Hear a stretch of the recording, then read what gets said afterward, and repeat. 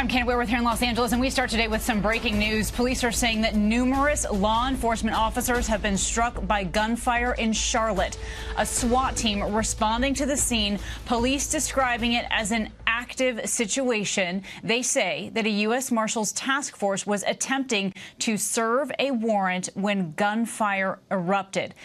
At this point, it is still unclear the number of people that were shot, but you can clearly see from this video it is quite a scene there. We also do not know the extent of their injuries as well, but a tremendous police presence. You can see officers there in tactical gear as well. Again, they were serving some kind of warrant. You see multiple agencies there that have responded to this home.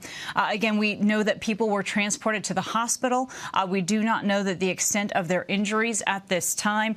This is happening in the Shannon Park neighborhood. For anybody that is familiar with the Charlotte, North Carolina area, it's the Shannon Park neighborhood. It's in East Charlotte. It's a residential neighborhood, as you can clearly see there, and a tremendous law enforcement presence is still in the area. They're asking people that live there to avoid the scene at all costs. You can also see that they have heavy armored vehicles right in this person's yard as well, just to give you an idea of the situation that the officers on the ground there are dealing with. Joining me for more on this is our ABC News law enforcement contributor and former FBI agent Brad Garrett to talk about some of this. So, Brad, look, the details that we have right now are minimal, but any time that you hear that numerous law enforcement officers have been struck by gunfire, that is deeply, deeply concerning. Oh, well, no doubt, Kana. And so what you have, it sounds like, is that they go to this house to serve a warrant, and they're immediately met with gunfire.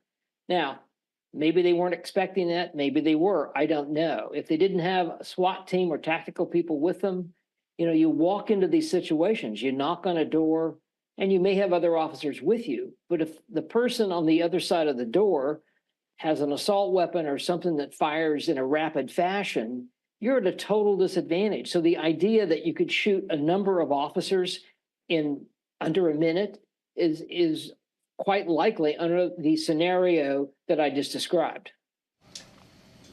Certainly, and I want to mention to you, this just came in, that authorities are saying there in the area that at least one shooting suspect was located deceased at the residence, and they say they located this deceased person after clearing that scene. So again, at least one shooting suspect was located and deceased.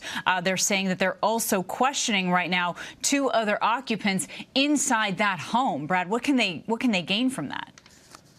Well, a tremendous amount of information.